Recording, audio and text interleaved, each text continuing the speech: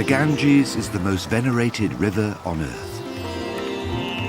On its 2,500-kilometer journey from source to sea, it flows through the physical and spiritual heart of India. To bathe in these waters is said to purify the soul. To die on the riverbank is to gain entry to heaven. The Ganges' spiritual influence is matched by its physical power. The river and its tributaries support 500 million people. But today, a crisis is looming, which threatens to turn this river of life into a river of death. As India's population keeps growing, the pollution created by its people is defiling the waters which they worship. Each year, over 1 million young children are poisoned by this river. Today, the Ganges, though holy, is less than pure.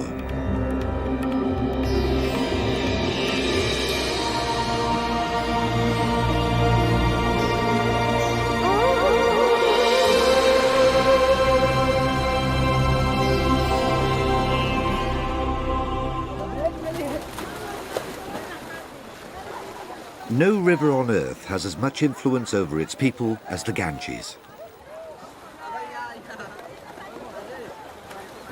To millions of Indians, this river is a physical lifeline, providing their only source of fresh water. To Hindu believers, the Ganges is also the earthly form of the goddess Ganga. Its waters are said to be so powerful that just a drop can cleanse the body of sin. For thousands of years, this river has been the bedrock of Indian culture and belief. To the people, she is the mother who grants them eternal salvation. But in recent times, the quantity and quality of this water has been threatened. While the Himalayan glaciers which feed the river are retreating, the amount of pollution entering the waters is rising day by day. Within a generation, the Ganges might not only be too polluted to use, it might cease to exist. Today, the people of India are facing the greatest challenge in the history of the Ganges: how to purify a river which to them is the embodiment of purity itself.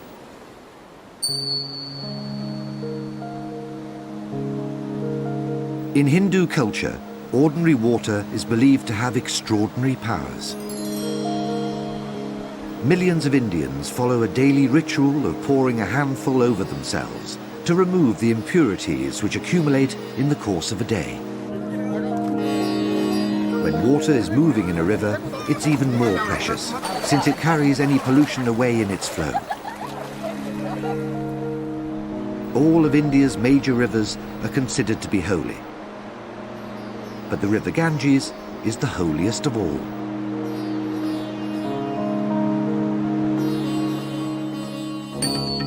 From its source in the Himalayas to its delta in Bengal, the Ganges creates a river basin that supports 1/10 of the world's population. But according to ancient Hindu scriptures, the river Ganges originally flowed in heaven. Long ago, she agreed to fall to earth to help humankind by cleansing and resurrecting the ashes of the dead. To save the world from the impact of the river's descent, the Hindu god Lord Shiva caught the Ganges in his hair. Today, a whole culture of worship has sprung up around the place where this mystical event is said to have happened. Situated at the foot of the Himalayas, Gangotri is the first town through which the Ganges flows on its course from mountain to sea. This also marks the place where the river Ganges is said to have fallen from heaven to earth. In winter, Gangotri is snowbound and desolate, but as soon as the ice melts and the roads open, the place comes alive with thousands of pilgrims.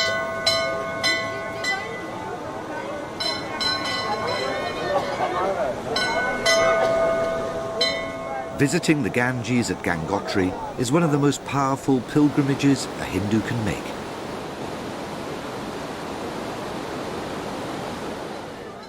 At an altitude of over 3,000 meters, reaching Gangotri is no small task.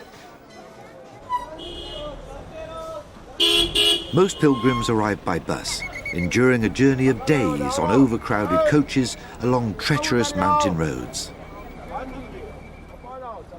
When they eventually set foot on solid ground, foremost in their mind is reaching the river, which they call Mother Ganga. Once at the water's edge, they fulfill their pilgrimage by bathing in the ice-cold flow. Just as Goddess Ganga came to cleanse the ashes of humankind, these pilgrims believe that the river will remove their sins. Here, where the river runs fast and pure, its cleansing powers are thought to be particularly strong. To thank the river for purifying them, the pilgrims may offer prayers at the temple, built, so it is said, over the exact rock upon which Lord Shiva sat to receive the Ganges in his hair.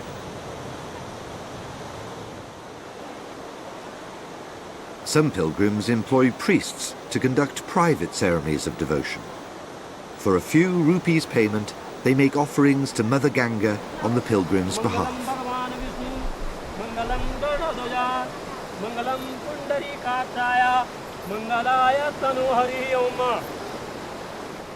The effort of reaching Gangotri means that only devout pilgrims are prepared to endure the long coach journey to get here. But the most devout of all do not travel by bus. They choose to walk every step of the way. I have come from Benares. It's very far. It's 1,000 kilometers away. I walked all the way. It took me 3 months. I didn't have any money, and by begging for food and drink, I managed to come here. Nonne Nath is a sadhu, literally meaning good man. He is one of some 4 million sadhus in India who turn their back on the real world and dedicate their lives to the contemplation of God. For these men, pilgrimage is a way of life, and enduring the hardship of walking to Gangotri is a sign of their devotion.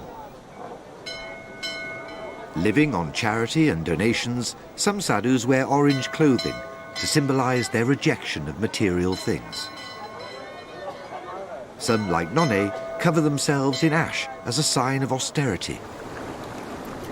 For sadhus, coming to Gangotri is an essential part of their lifelong quest to worship the deities, among whom Goddess Ganga is one of the most powerful. Every morning I get up, bathe, perform my rituals and apply ash.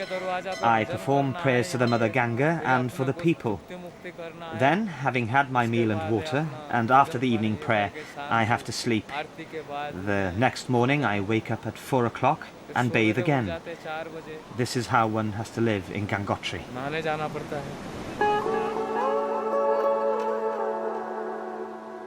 But for the most devout pilgrims, Gangotri is not the end of the journey.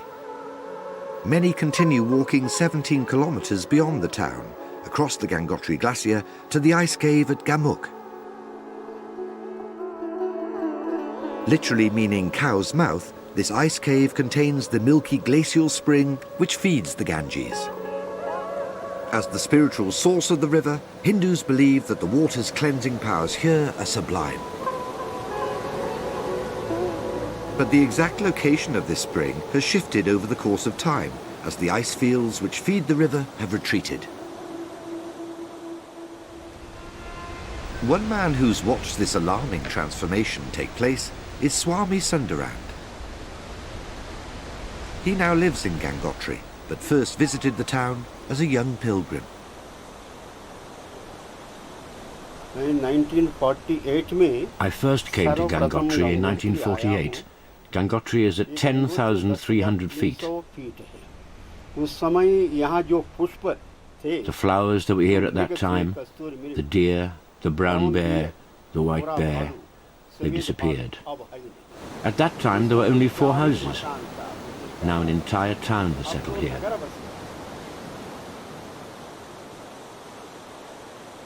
The house which Swami Sundarand built for himself is a testament to his lifelong passion for photography. When he travelled on from Gangotri to Gamuk, he took his camera with him.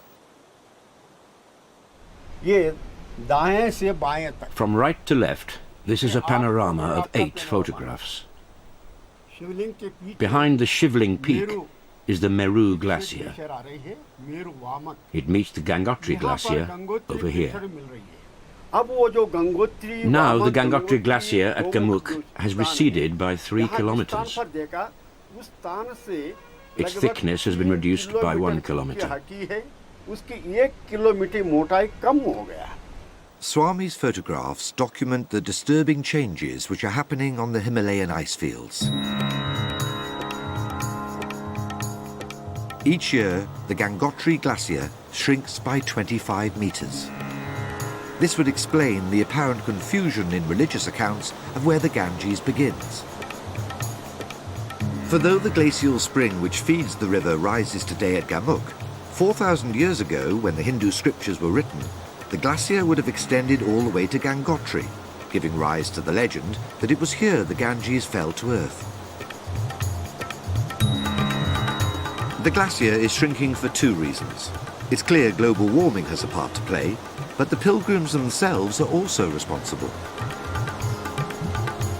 To feed Gangotri's religious tourism industry, thousands of trees are being cut down for fuel and building, causing erosion and weakening the glacier walls. गर्मी के कारण Due to hot weather, deforestation and fires, and modern development, the wildlife has been killed, and the Gangotri Glacier is receding further and further. इस कारण Gangotri glacier पीछे हटते हटते आने वाले 50 In the next 50 years, the eternal glacier will disappear. या जो glacier वो रहेगा नहीं. India and the whole world will pine for just a drop of Ganges water. विश्व के लोग तरसेंगे. Experts warn that at this rate, the glacier will disappear by 2035, and the spiritual source of the Ganges will dry up completely.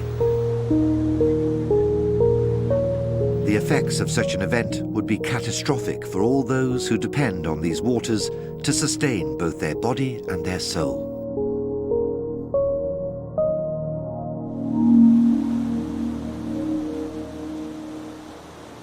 From Gangotri, the Ganges plunges downstream through the rugged mountains of northern India, bringing life to the land. In these poor and remote regions, the river provides the only source of fresh water. In a country which suffers severe water shortages, this is the greatest gift the Ganges can bestow.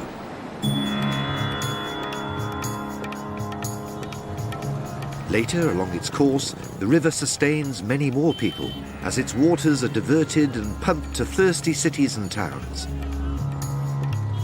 Today, the Ganges and its tributaries support half the population of India.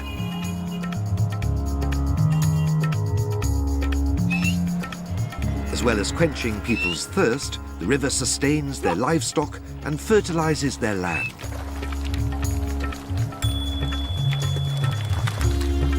The reason for this is that the Ganges carries more silt than any other river in the world.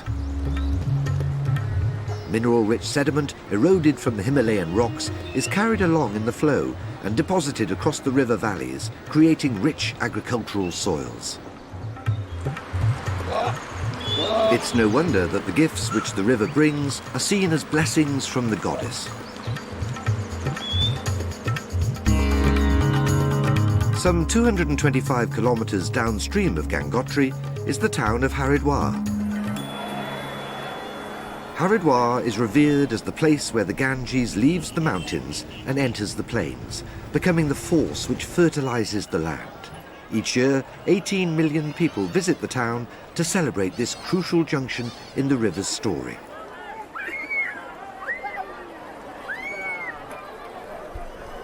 The steep river slopes are lined with specially built steps known as ghats to allow easy access for bathing. But anyone entering these waters takes a big risk. For here, where the Ganges changes from mountain torrent to mighty waterway, the current is particularly strong. Each year, several people are washed away by the raging waters. Yet it's precisely because of the fast waters that the worshippers flock to bathe here. The rapid current is proof that the river arrives fresh and pure from the mountains.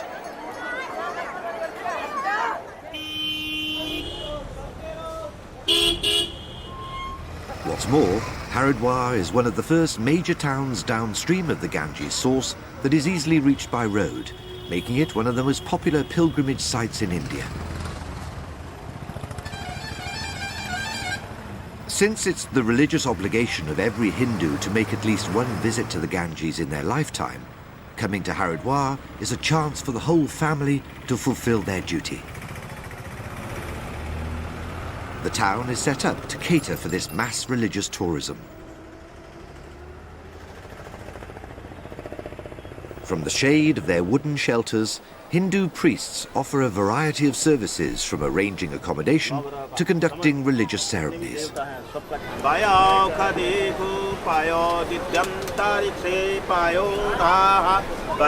One which is particularly important to Hindu families is the Mundan, a head-shaving ceremony performed in the first or third year of life. The hair present at birth represents unwanted traits from past lives. To ensure the child doesn't carry bad qualities from the past to the present, the head is shaved and the old hair thrown to the Ganges to be purified.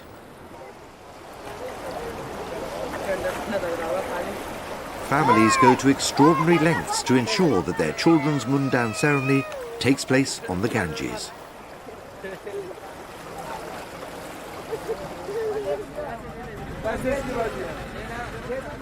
Before leaving Haridwar, even the most pious tourists like to buy a memento of their visit. Among the most popular gifts are sealed vials of river water, known as Ganga Jal. The label claims that adding a few drops of Ganga Jal to your bath will ease all kinds of illness and rid the body of sin. Most locals, however, choose to buy a plastic bottle, which they fill up for themselves.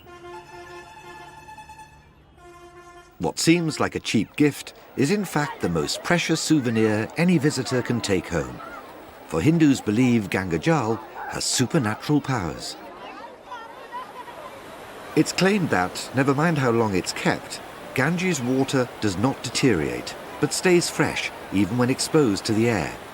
It's even said that mosquitoes can't breed in Ganga Jal.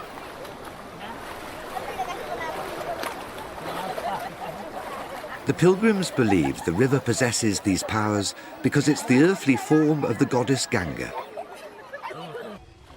But some seek a more scientific explanation. Downstream of the main bathing ghats, Dr. Dwar leads a team of scientists from the Malaria Research Centre, taking samples of Ganges water for analysis. Through studying the precise composition of these samples, Dr. Dwar's team have revealed that Ganga Jal does have unique qualities. It's true that Ganga Jal has a higher level of dissolved oxygen compared to water from other areas. This is firstly due to the fast flow of the river, and secondly the turbulence of the water.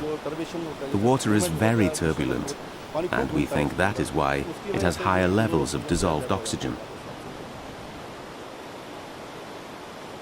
The scientists believe that the high levels of oxygen in Ganga Jal make it difficult for bacteria to reproduce. This would explain why the water stays fresh for so long. But today, dam and water diversion projects are altering the flow of the river current and so threatening the water's self-cleansing qualities. We know that when dams are built, the water flow decreases, and so mosquito breeding potential increases. Wherever the water becomes stagnant, mosquito breeding will automatically increase. Because of this, we are undertaking studies in the Haridwar region. We immerse mosquito larvae in the water to see whether mosquitoes breed in it or not. We check this in our laboratories. We now believe that mosquito breeding does happen in Ganga Jal. Dr. Dwar's research not only explodes the myth that mosquitoes can't breed in Gangajal, it's also the first clue to a terrible crisis which threatens the river today. As it continues its course through the land, there's a growing contradiction between the religious view of the river's purity and the actual physical state of its waters.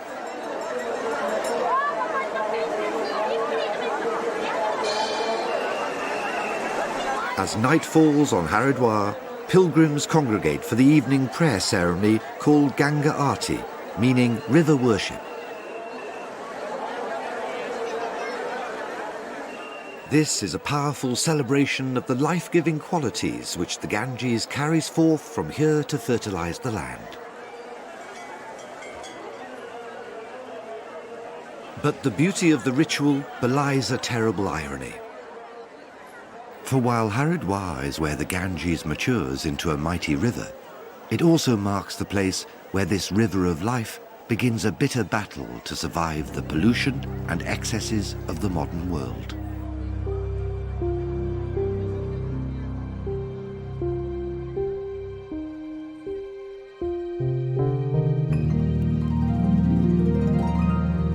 Leaving the Himalayas and Haridwar behind, the Ganges enters a very different landscape. These low-lying regions, known as the Gangetic Plains, are some of the most productive and densely populated in Asia. The land owes its fertility to the Ganges, as the silt carried in the river's flow creates a rich soil in which crops flourish. Producing nearly half of all the country's wheat and rice, these floodplains are the breadbasket of India.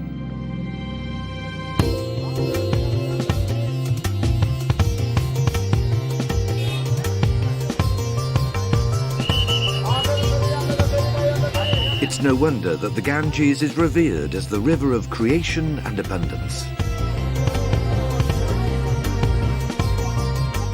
It's the river's natural fertility that supports the region's exceptionally high birth rates, which are set to propel India's population to around 1.5 billion people by 2030. By then, India will have overtaken China as the world's most populous country.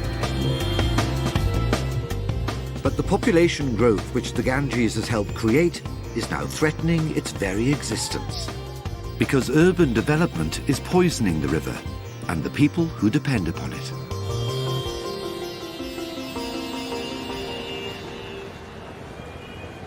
Located in the middle of the Gangetic Plains, Kanpur is the first megacity on the Ganges. It's home to over 4 million people and a booming leather industry. The rich farmlands all around Kanpur have the highest concentration of livestock in India, making this the perfect place for leather production. Kanpur's 350 tanneries specialize in processing hides into heavy leather in an industry which yields $375 million a year. But poor planning means there's no effective system for dealing with the massive amounts of industrial waste produced. For those who work and live here, the sulfurous gases pouring from the factories are a serious health risk. Rates of respiratory disease in this town are extraordinarily high.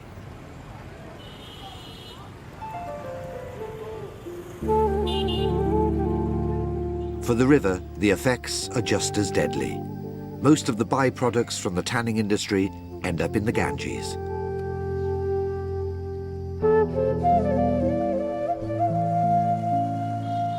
Though it is mandatory that tanneries have their own effluent treatment plants, at least half do not. All manner of waste from animal carcasses to toxic effluents laden with carcinogenic chemicals pour through 4 major drains, directly into the river.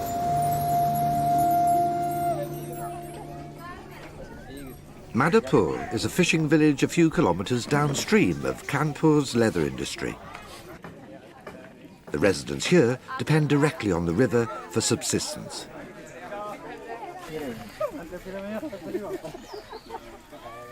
Fishing used to provide this community with a good living, as Kishanpal Kashyap recalls. We used to watch our elders hunting for fish here, and they had to carry their catch in buffalo carts. Such big fish, long ones, weighing about 20 kilos. People couldn't even lift them sometimes. Then, as we grew up, the amount of fish gradually decreased. Some fish don't even come here anymore because of the bad water that flows from Kanpur. Sometimes dead fish pile up on the riverbank, and the Ganges stinks. To most fish, the pollution in this water proves deadly.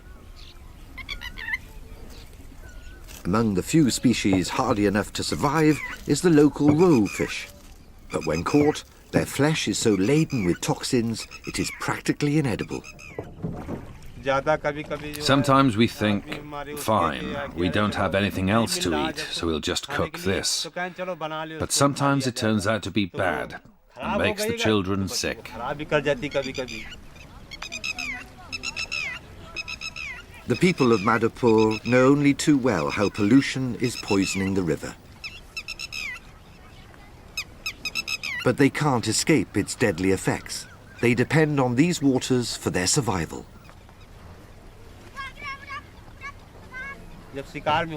When we're out fishing, we only have this water to drink. But when you raise your hand, it smells foul, and there's animal fat flowing in there. Your hands are sticky from the water, and it's so disgusting.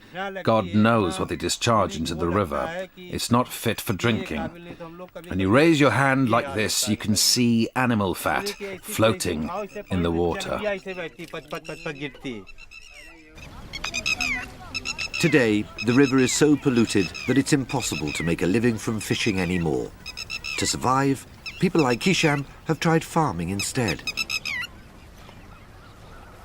But even the land is poisoned by the river water used to irrigate the crops.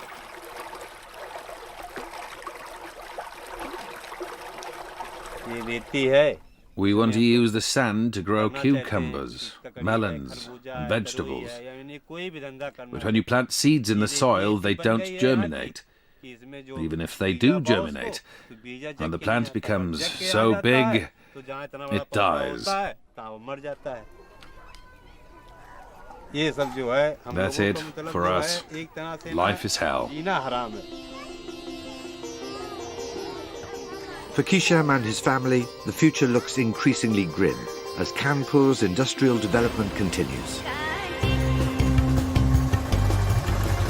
Commercial growth attracts tens of thousands of new residents to the city every year. But this mass migration simply makes the problem worse.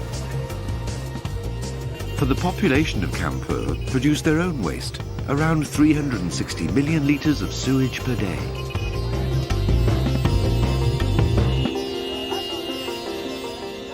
Poor planning means the city's treatment plants struggle to cope and vast amounts of raw sewage are deliberately discharged into the Ganges.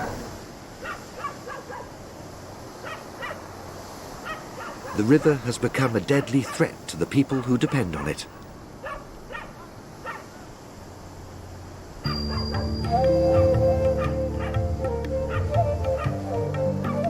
Nowhere is the problem more acute than at the Holy Ghats, where the local people attend their daily bathing rituals. Even here, the Ganges is considered to be holy, and washing in its waters is supposed to rid the body of pollution. These days, the opposite outcome is more likely.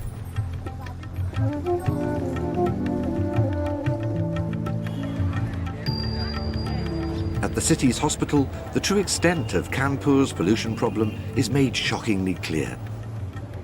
Some 300 people a day come here seeking treatment for respiratory diseases caused by air pollution. The number of people suffering from waterborne diseases like cholera, diarrhea and hepatitis is even greater.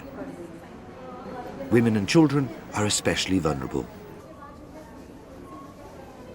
Dr. Kiran Pandey is an obstetrician who has first-hand experience of the deadly effects of pollution on people's health.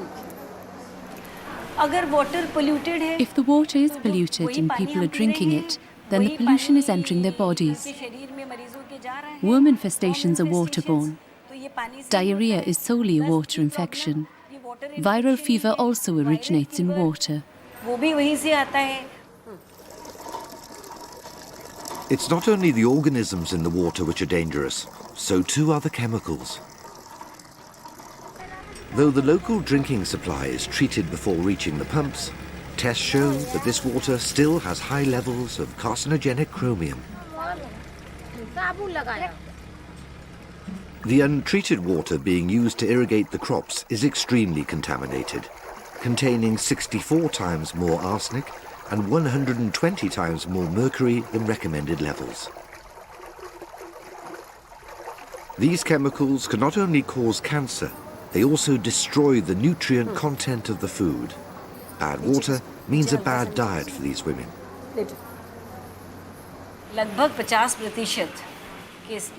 Almost half of all the patients we see have anemia. For example, a normal hemoglobin level would be between 11 and 13. Now in India and in this area, we have problems of malnutrition. So we often get patients with hemoglobin levels of 1 to 3 milligrams. And because of this, the child's growth is affected. It could also lead to premature delivery and underweight babies, and even sometimes death. There's no doubt that the polluted river is to blame for much of the death and disease suffered by the people of Kanpur. But they can't afford to protest too much. The wealth generated by the tanneries drives the local economy. For many residents, a dirty Ganges is a regrettable but necessary price to pay.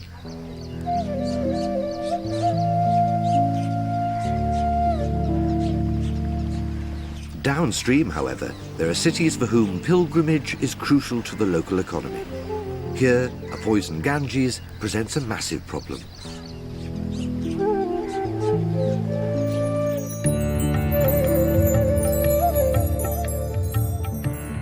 The city of Allahabad sits at one of the most sacred river confluences in India. This is where the holy Ganges meets the earthly Yamuna and the mythical Saraswati River. Hindu mythology says that gods and demons fought a war here over the nectar of immortality, spilling some at the river's confluence. During the Kumbh Mela festival, pilgrims gather to venerate the place where the nectar fell, in one of the most important events in the religious calendar.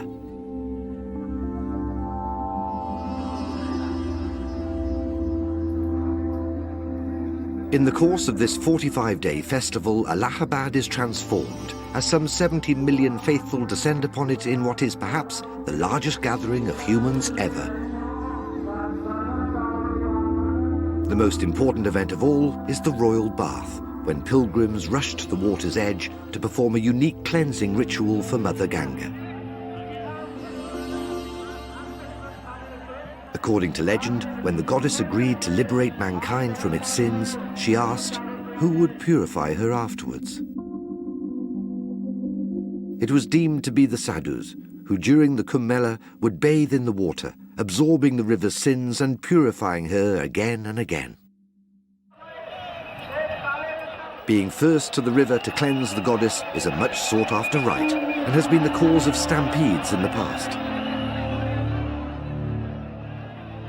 But in 2007, things took a very different turn as the most committed holy men boycotted the festival. Disgusted by the pollution and islands of rubbish floating in the river, they refused to bathe until the authorities cleaned up the waters. Some even threatened mass suicide.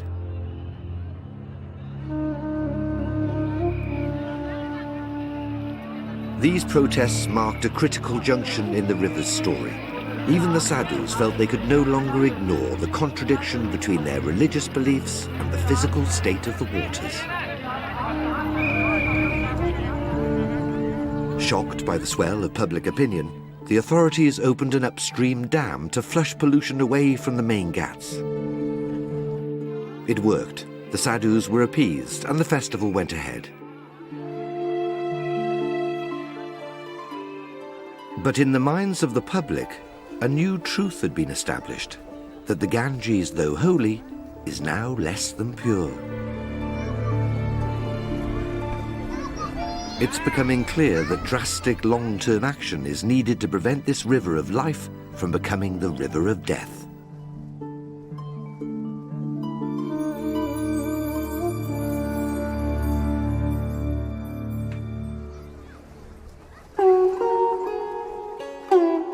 A 125 kilometers downstream from Allahabad, the Ganges reaches the city of Varanasi. At this holiest of sites, the river is facing its most dire crisis.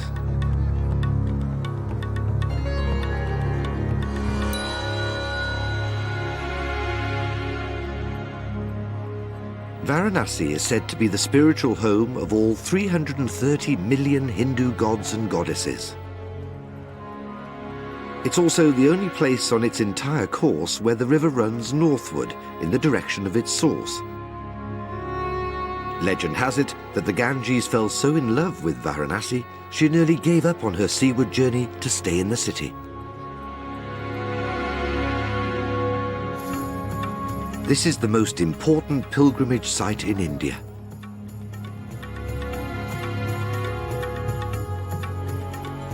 Hindus believe that those who are cremated and have their ashes thrown to the Ganges at Varanasi will receive eternal salvation.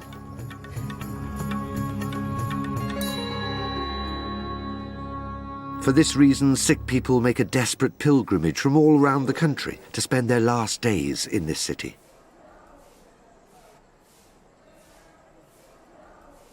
Living in the most primitive conditions, these women have chosen to leave their families behind and face death alone.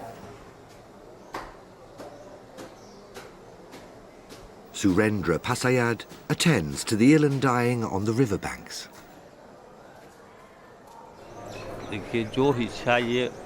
The old people who come to Varanasi think, if I detach myself from my family, I will find God. When you sacrifice one thing, you receive another. So people come here to find God. In return for a small payment, Surendra makes sure that these women receive food and medicines for their pains. But to him, it's about more than money.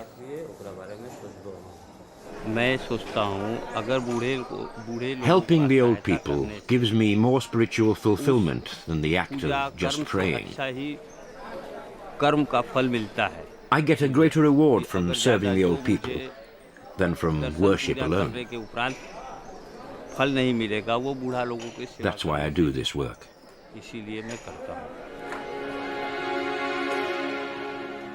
Not only does Surendra care for the sick, he looks after the dead too.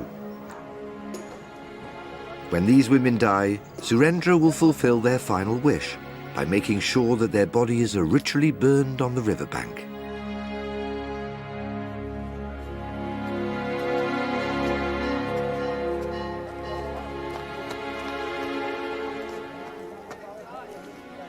The main cremation business is based here at the Manikarnika Ghat, the holiest of all places in this city of holies. Working in this death factory is a dirty and dangerous job. Those who keep the fires burning day and night belong to the social group or caste known as the Untouchables. In traditional Indian society, Untouchables are recognized as having the lowest status of all the castes. But at Manikarnika, they command huge respect. For rich or poor, high or low caste, the deceased and their families depend on these workers to carry out a proper Hindu funeral.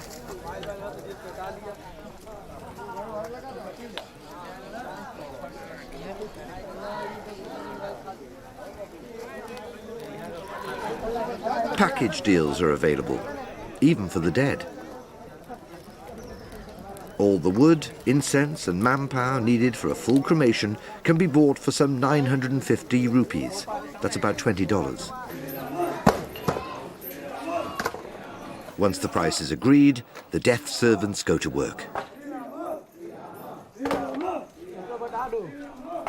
Firewood is weighed for the pyre, onto which the body will be placed.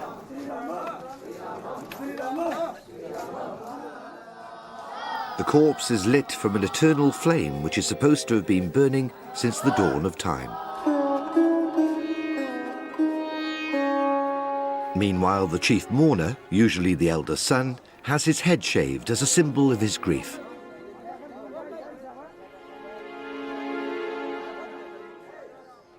After the ritual preparation, the mourner takes the twigs of holy kusha grass from the eternal fire to set the pyre alight.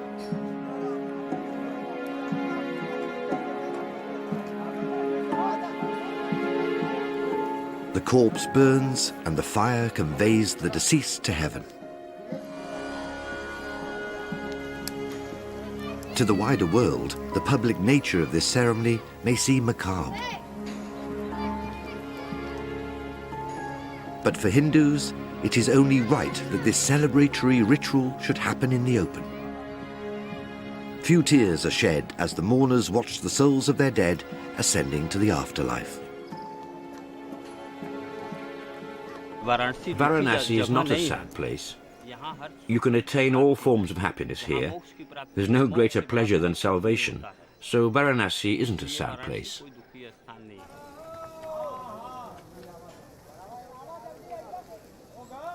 After the cremation, the ashes are thrown to the river and the mourners walk away without looking back. The funeral workers in the meantime rifle through the charcoal in search of gold teeth and other precious remnants.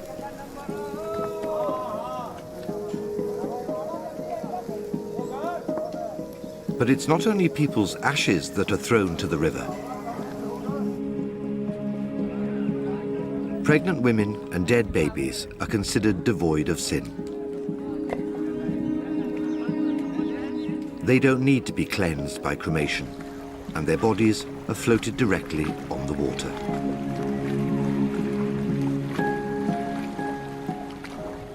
At Varanasi, corpses wrapped in ornate shrouds are often seen floating along.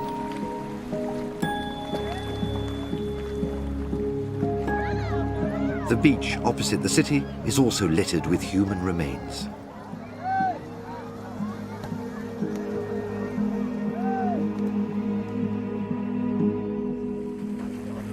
Yet still, every morning, Hindus gather to bathe, driven by an unshakable belief in the river's purity.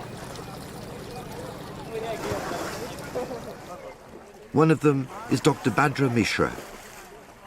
Dr. Mishra was only 14 when he became the 7th priest in his family, a position passed down from father to son. He's also a professor of hydraulic engineering and is fully aware of the pollution which plagues the river. Yet for him, bathing in these waters is not a matter of choice, but a matter of faith. The religious texts say that visiting the goddess, touching, washing, drinking her, cleanses our sins. I will not break from tradition, but I also just can't believe that there is no pollution entering the Ganges. There certainly is. So, in my case, there's a rationally trained mind as well as a committed heart. Dr. Mishra believes it is the authorities, not the pilgrims, who are to blame for most of the pollution on the Ganges.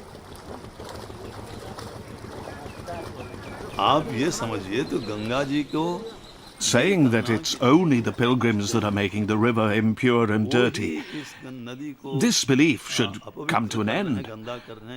The Ganges is being harmed by those people who are overseeing the functioning of the cities and the factories, and those who are dumping the effluents of the many factories into the river, which we refer to as point sources of pollution. 95% of the pollution is caused by point sources of pollution. Frustrated by the authorities' indifference, Dr. Mishra began his own Ganges cleanup campaign and established a research laboratory to monitor pollution levels. Today, Krupam Dubey works at the lab testing samples of river water for a bacterium called fecal coliform, which is present in human sewage.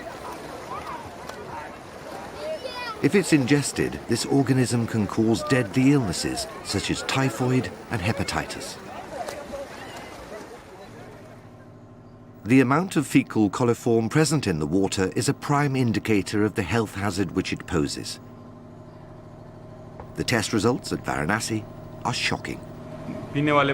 For drinking water, the fecal coliform content should be 500 or less. That's the permissible limit. Our samples are taken 5 meters from the riverbank because that's the furthest point from the bank that people are able to bathe. They also drink the water from there. And the fecal coliform count is found to be between 40,000 to 80,000. The biggest reason for this is sewage. Today, over 1 million litres of sewage is dumped into the Ganges every second. At Varanasi, the biggest problem is poor infrastructure. With a population of more than 3 million, this city suffers frequent power shortages. Without electricity, the pumps which operate the sewage plants shut down, and the backflow of waste ends up in the Ganges. The scale of Varanasi's sewage problem means that ordinary people are powerless to change it. But, driven by an innate desire to help the Ganges, they do what they can. Every morning, these men gather at the riverbank to clear the pollution with their bare hands. Garlands, flowers, plastic, clothes. We pick them all up and put them in the boat. We take this rubbish to the other side of the river where the dogs and crows eat it all up. They also pick up human corpses and carcasses of sacred cows, often found floating in the waters.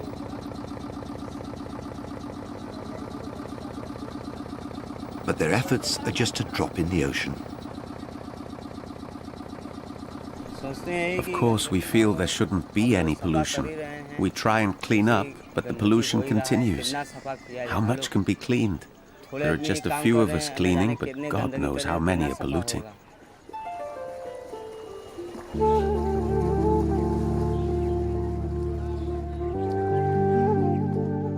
Varanasi marks a crucial point in the Ganges story.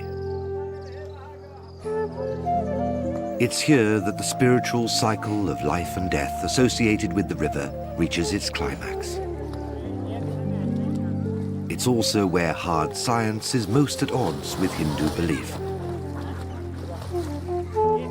The evidence proves that the Ganges at Varanasi is anything but pure. Many claim that the pilgrims' faith makes them blind to the problems. Others believe that even if people knew about the pollution, they would still feel compelled to bathe. For them, the Ganges is the medium of life. Just like a fish cannot be separated from water, they cannot be separated from the Ganges. What's more, Dr. Mishra is convinced that the people best placed to purify the Ganges are the very people who believe in her purity. If I sit with the masses and say that the Ganges has become dirty, is polluted, within a minute or two, someone will get up and say, "Your Holiness, please don't say that. It's unbearable. What are you saying? Can the mother ever be dirty or polluted?" But when you show them what's happening, they say, "No, the city's sewage and drains should not be emptied into the river. This must stop." If this love and respect for the river can be harnessed, it can become a great power which can help us in so many ways. If the power of love can truly save this river, then there is hope yet. for no river on earth is as loved by its people as the Ganges. Perhaps 4,000 years of faith in the purity of these waters will undo the last 50 years of neglect. But pollution is just one of the problems to be faced. As the glacier which feeds the river continues to recede, there is a real danger that the source of the Ganges will disappear. Yet India needs the river today more than ever. As the population boom continues, the amount of water available to each person is rapidly decreasing. It's estimated that by 2020, India's demand for water will exceed all sources of supply. Drastic change is needed to save the river and protect the future of her people. How that can be done is the challenge facing India today.